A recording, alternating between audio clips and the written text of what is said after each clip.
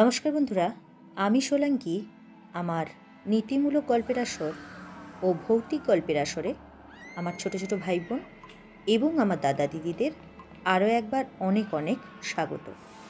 যিনারা প্রতিদিনের শ্রোতা বন্ধু তাঁদের উদ্দেশ্যে থাকলো অসংখ্য ধন্যবাদ। আর যিনারা আজ আমার এই চ্যানেলটা নতুন ভিজিট করছেন তাঁদের উদ্দেশ্যেও অবশ্যই থাকলো অসংখ্য ধন্যবাদ। যদি আজকের গল্পটা শুনে আপনাদের ভালো লেগে থাকে তাহলে যিনারা নতুন আমার চ্যানেলটা আজ ভিজিট করছেন তাঁদের উদ্দেশ্যে বলবো অবশ্যই আমার পাশে থাকবেন এবং আমার পাশে থাকার জন্য আমার চ্যানেলটাকে সাবস্ক্রাইব করে পাশে থাকা বেল আইকন প্রেস করে অল নোটিফিকেশান করে দেবেন। তাহলে আমি যখনই যেইরূপ গল্প নিয়ে উপস্থিত হব সময় মতো সেগুলো আপনারা ফোনে নোটিফিকেশান আকারে পেয়ে যাবেন। আর বন্ধুরা, যদি আজকের গল্পটা ভালো লেগে থাকে অবশ্যই একটা করে লাইক করবেন এবং পারলে বন্ধুদের সাথে শেয়ার করবেন। তো বন্ধুরা, কথা না বাড়িয়ে আজকে আমরা যে গল্পটা দেখব বিমল করের লেখা আজকের গল্পের নাম হলো সেই আশ্চর্য লোকটি।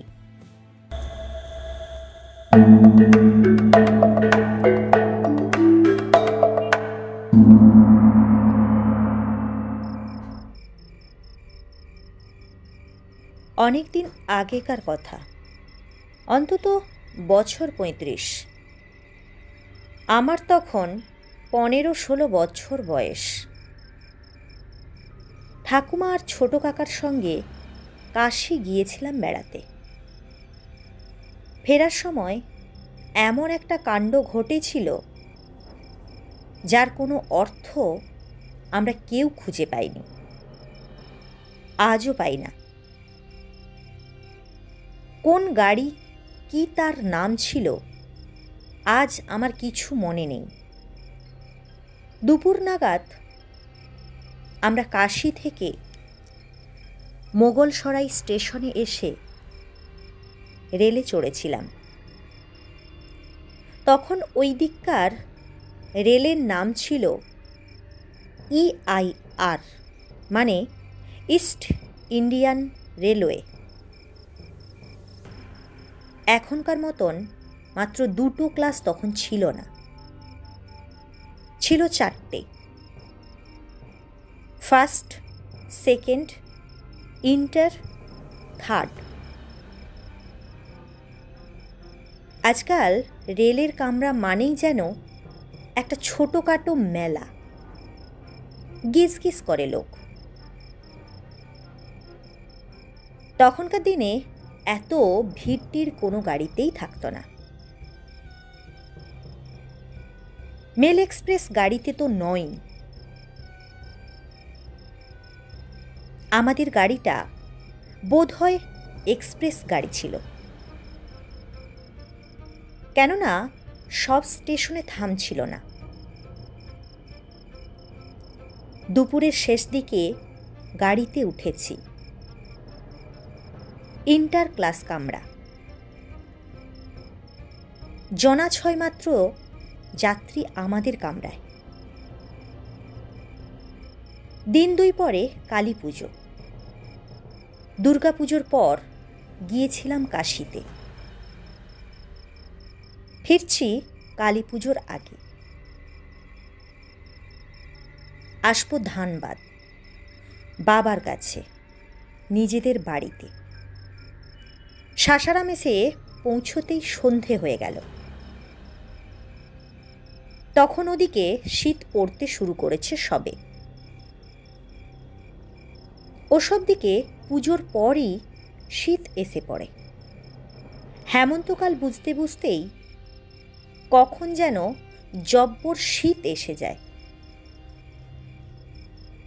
সাসারামে শের শাহের সমাধি শুনেছি।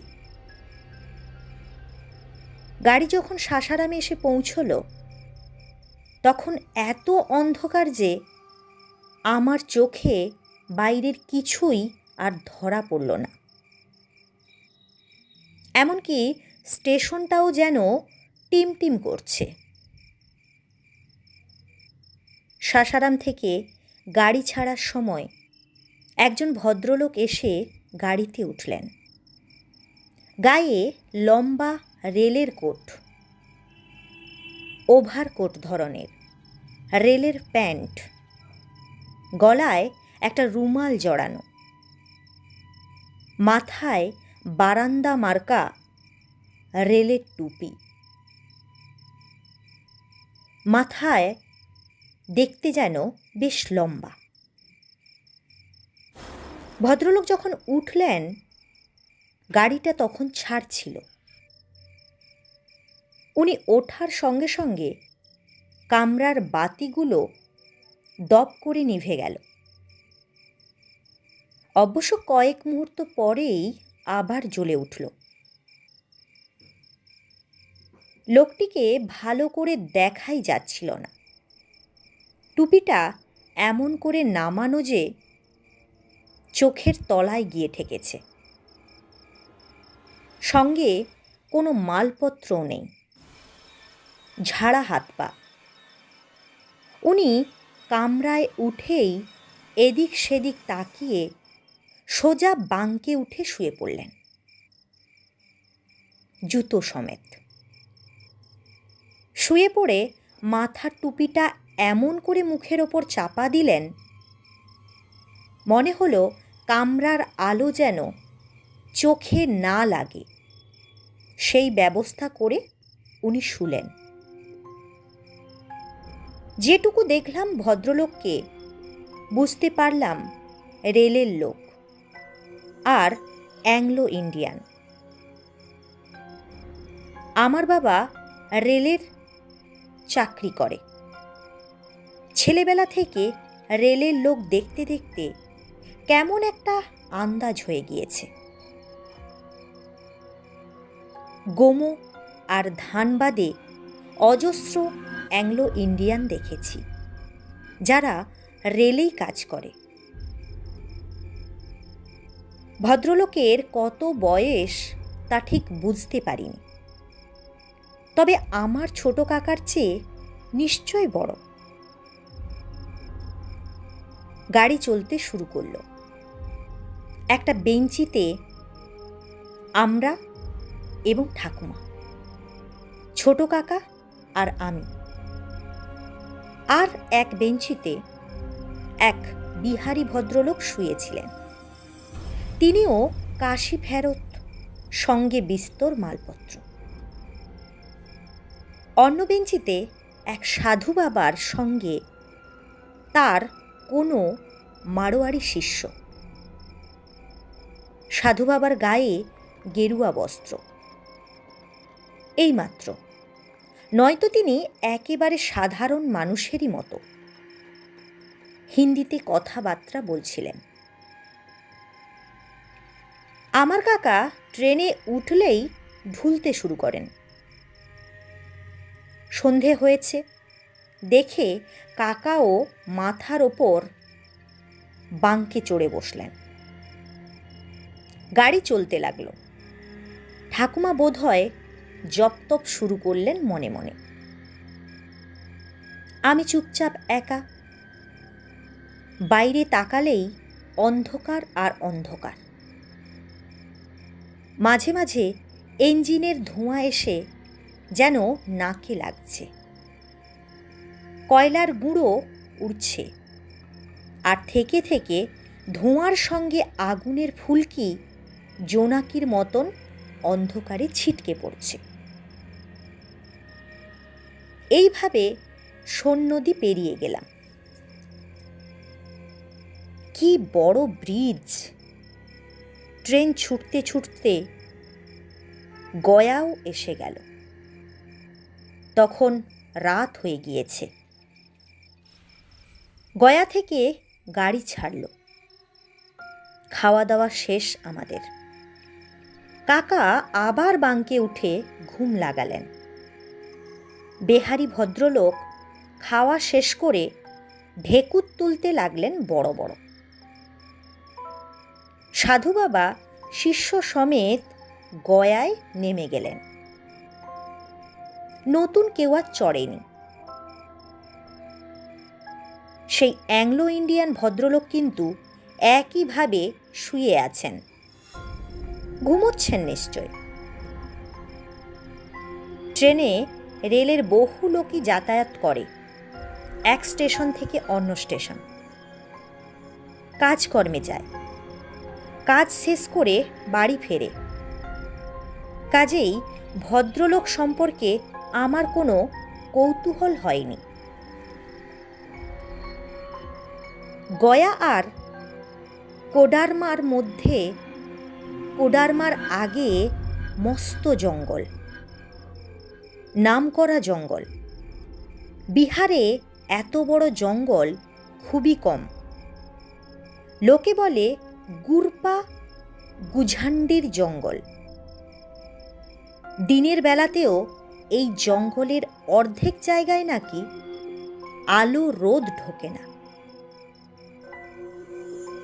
রেল লাইন পাতার সময় এই জঙ্গলের আরও ভয়ঙ্কর চেহারা ছিল। রেলের কুলি লাইনের অনেকেই নাকি বাঘটাগের পেটে গিয়ে ঢুকেছে। রেলের দুটো স্টেশনই আছে, গুরপা আর গুঝান্ডি। এই পাহাড়ি জায়গা টুকুর চড়াই ভাঙতে বাড়তি একটা ইঞ্জিন জুড়তে হয়। একটা ইঞ্জিন গাড়ি টানতে পারে না।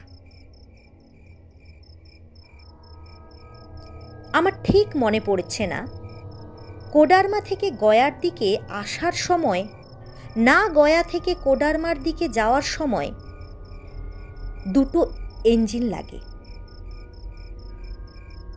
যখনই লাগুক তাতে এ গল্পের কোনো ক্ষতি নেই, কেননা তখনকার দিনে বাড়তি ইঞ্জিনটা একবার যেমন যেত অন্যবার ফিরে আসতো, আবার যেত। ডবল ইঞ্জিন জুড়ে গাড়িটা ছাড়ল। রাতও হয়ে গিয়েছে। জঙ্গলের মুখে ঢুকে বেশ শীত শীত লাগছিল। কাচের জানলাটা বন্ধ করে দিলাম। চারিদিকে ঘুটঘুটে অন্ধকার। গাছপালা আর অন্ধকার মিশে সে এক এমন জগৎ যা চোখে শোয়া যায় না। তবু গুরপা গুঝান্ডির আসল জঙ্গল তখনও শুরু হয়নি। তেমন নিবিড় নয় গাছপালা। যেতে যেতে গাড়িটা হঠাৎ থেমে গেল। সব রেলগাড়ি মাঝে মাঝে বেজায়গায় থেমে যায়, হয় সিগন্যাল পায় না, আর না হয় অন্য কোনো গোলমাল হয়। কেন যে থামে যাত্রীরা তা বুঝতেও পারে না। গাড়িটা থামার পর সামান্য সময় চুপচাপ কেটে গেল। ভাবছি এই ছাড়বে, কিন্তু গাড়ি আর ছাড়ে না। হঠাৎ শুনি ইঞ্জিনের হুইসেল বাজছে তারস্বরে। বাজছে তো বাজছে। বেহারি ভদ্রলোক জেগেছিলেন। বললেন, লাইনের ওপর নিশ্চয় বাঘ বসে আছে, সরছে না।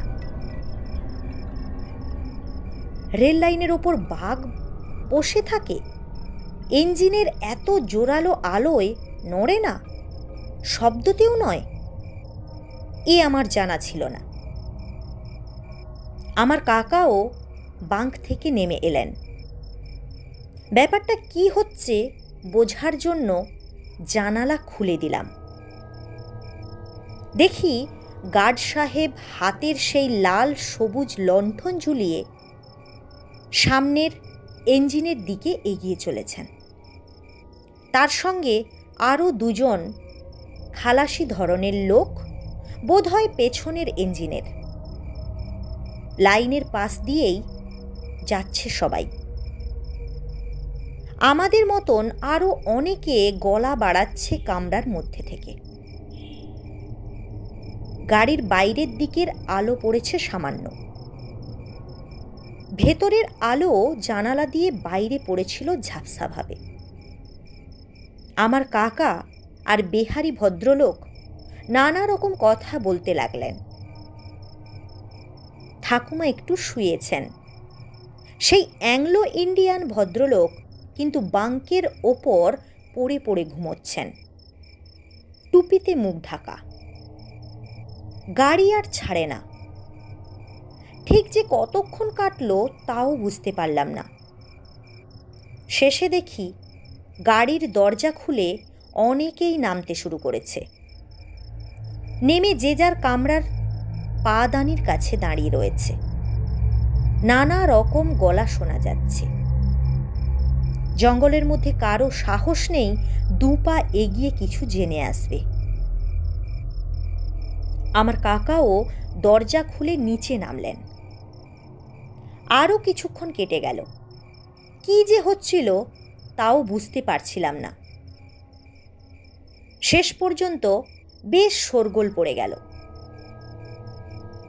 কেমন করে যেন 2-4টে টর্চও বেরিয়ে গেল। লাইনে পাশ দিয়ে আসা যাতায়াত করতে লাগলো কেউ কেউ। গার্ড সাহেব শেষ পর্যন্ত ফিরতে লাগলেন। লোকে খোঁজ খবর নিচ্ছে হলো কি। কাকা একটু এগিয়ে গিয়েছিলেন। খবর নিয়ে ফিরে এসে শুকনো মুখে বললেন, সামনে ইঞ্জিনের ড্রাইভার মারা গিয়েছে হঠাৎ। নাক দিয়ে রক্ত বেরুচ্ছিল।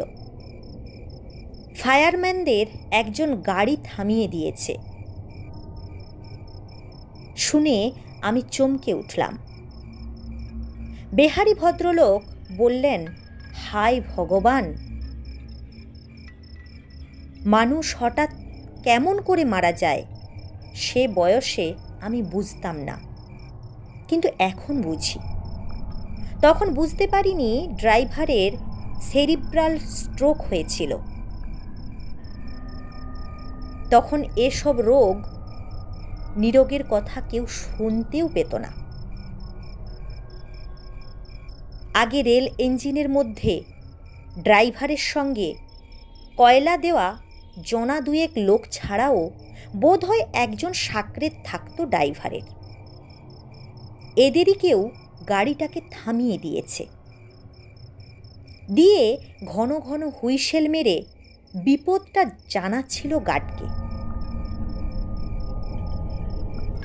এখন কি হবে?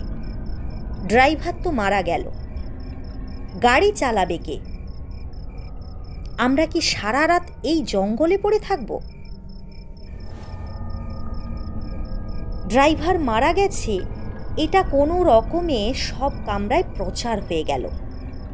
তারপরই একটা হই হই পড়ে গেল। বাইরে বড় কেউ নামছে না, পাদানির তলায় দাঁড়িয়ে আছে, গলা বাড়াচ্ছে সবাই। এমন সময় শোনা গেল মৃত ড্রাইভারকে নামিয়ে ব্রেক ভ্যানে তোলা হচ্ছে। ইঞ্জিনের মধ্যে তো ফেলে রাখা যায় না। দেখতে দেখতে রাত বেড়েই চলল। আমরা অসহায়ের মতন গাড়িতে বসে আছি। ভাবছি এই জঙ্গলে এইভাবেই সারাটা রাত কাটাতে হবে। না জানি কি হবে। গার্ড সাহেবও বেশ চঞ্চল হয়ে পড়েছেন। কতবার যে সামনে দিয়ে আসা যাওয়া করলেন, তারই তো যত ঝঞ্ঝাট ঝামেলা। এতগুলো যাত্রীর জীবন মরণ যেন তারই হাতে। আরও খানিকটা পরে দেখি গার্ড সাহেব প্রত্যেকটি কামরার সামনে দাঁড়িয়ে কি যেন বলে দিচ্ছেন। বোধহয় সাবধান করে দিয়ে বলছেন, যে যার কামরার দরজা বন্ধ করে বসে থাকো, সকাল না হলে কিছু করার উপায় নেই। আমাদের কামরার কাছে এলেন গার্ড সাহেব। আধ খোলা দরজা দিয়ে উঠলেন ভেতরে। লম্বা চওড়া চেহারা, অ্যাংলো ইন্ডিয়ান গার্ড। বললেন, আপনাদের সারা রাত গাড়িতেই থাকতে হবে, সাবধানে থাকবেন। খুব দুঃখের কথা, সামনের ইঞ্জিনের ড্রাইভার হঠাৎ মারা গেছেন। গার্ড সাহেব নেমে যাওয়ার একটু পরেই দেখি বাঙ্ক থেকে সেই অ্যাংলো ভদ্রলোক নেমে এলেন। টুপি পরলেন এমন করে যে মুখটা আড়াল হয়ে গেল, ভালো করেও দেখতে পেলাম না মুখটা। ভদ্রলোক কামরা থেকে নেমে গেলেন। তারপর দেখি পাশের কামরা থেকে গার্ড সাহেব নামমাত্র কী সব কথাবার্তা বলছেন। সামান্য পরে দেখলাম গার্ড সাহেব আর সেই লোকটি সামনের দিকে এগিয়ে যাচ্ছেন। কাকা বললেন, যে মারা গেছে তার কেউ হবে। বেহারি ভদ্রলোক বললেন, মালুম দোস্ত। ঠাকুমা বললেন, দরজাটা বন্ধ করে দে। আমরা যখন দরজা বন্ধ করে জানালার সার্সি ফেলে যে যার শোবার ব্যবস্থা করছি, তখন একেবারে আচমকা ইঞ্জিনের হুইসেল বেজে উঠল। বার 3 টানা টানা বাজল। তারপরই গাড়ি আবার নড়ে উঠল। সবাই তো অবাক। কাকা বললেন, লোকটা নিশ্চয়ই ড্রাইভার। এ লাইনে হরদম কত লোক আসা যাওয়া করে। যাক বাবা, বেঁচে গেলাম। কোডারমা তো পৌঁছই। এই জঙ্গলে সারা রাত পড়ে থাকতে হলে মরেই যেতুম। বেহারি ভদ্রলোক বললেন, রামজি কি কৃপা বাবু। গুরপা গুঝান্ডির জঙ্গল পেরিয়ে আমরা কোডারমা পৌঁছলম যখন, তখন প্রায় মাঝরাত। স্টেশনে গাড়ি থামল। হঠাৎ শুনি প্ল্যাটফর্মে হইচই। জানালা দরজা খুলে নেমে গেল অনেকে। কাকাও নেমে গেলেন। খানিকটা পরে ছুটতে ছুটতে এসে বললেন, সাংঘাতিক কাণ্ড। ওই যে লোকটা আমাদের কামরা থেকে নেমে গাড়ি চালিয়ে নিয়ে এলো, সেই লোকটা যখন গাড়ি চালিয়ে আনছিল, তখন ইঞ্জিনের ফায়ারম্যানরা বয়লারের আলোয় লোকটাকে পুরো দেখতে পেয়েছিল। একেবারে মরা ড্রাইভারের মুখের মতন দেখতে। সেই মরা ড্রাইভার। গাড়ি থামা মাত্রই 2টো ফায়ারম্যানই ইঞ্জিন থেকে নেমে পালিয়েছে। লোকটাকেও আর দেখা যাচ্ছে না। বেহারি ভদ্রলোক বললেন, হায় রাম, বলে মাথায় হাত দিয়ে বসে পড়লেন। আমি বললুম, আর গার্ড সাহেব? কাকা বললেন, গার্ড সাহেব ব্রেক ভ্যান খুলে ডেড বডি নামাবার সময় মাথা ঘুরে পড়ে গেছেন। বলছেন, মরা ড্রাইভার আর জ্যান্ত ড্রাইভারের কে যে সত্যি আর কে যে মিথ্যে তিনি বুঝতে পারছেন না। আমার হাত পা কাঁপছিল, গায়ের লোম খাড়া হয়ে উঠেছে। আমি বললাম, তাহলে কে গাড়ি চালিয়ে আনলো? কাকা বললেন, আমিও তো তাই ভাবছি, ভূতে তো আর গাড়ি চালাতে পারে না। কিন্তু ফায়ারম্যানরাই বা কেন পালাবে? লোকটাই বা কেন উধাও হয়ে গেল? আশ্চর্য। আমার মনে পড়ল, সাসারাম স্টেশনে লোকটা ওঠা মাত্র আমাদের আলো দপ করে নিভে গিয়েছিল। কেন? তো বন্ধুরা, গল্পটা কেমন লাগলো অবশ্যই কমেন্ট করে জানাবেন। যদি ভালো লেগে থাকে তাহলে অবশ্যই একটা লাইক করবেন, পারলে বন্ধুদের সাথে শেয়ার করবেন। আর আরও একবার বলছি, যারা নতুন শ্রোতা বন্ধু তাদের উদ্দেশ্যে অবশ্যই আমার গল্প ভালো লাগলে আমার পাশে থাকার অনুরোধ থাকলো, এবং আমার পাশে থাকার জন্য আমার চ্যানেলটাকে সাবস্ক্রাইব করে পাশে থাকা বেল আইকন প্রেস করে অল নোটিফিকেশান করে দেবেন। তাহলে আমি যখনই যেই রূপ গল্প নিয়ে উপস্থিত হব, সময় মতো সেগুলো আপনাদের কাছে নোটিফিকেশান আকারে চলে যাবে। তো বন্ধুরা, যতক্ষণ না নতুন গল্প নিয়ে ফিরছি, ততক্ষণ পর্যন্ত আশা করব সবাই ভালো থাকবেন, সুস্থ থাকবেন। ধন্যবাদ।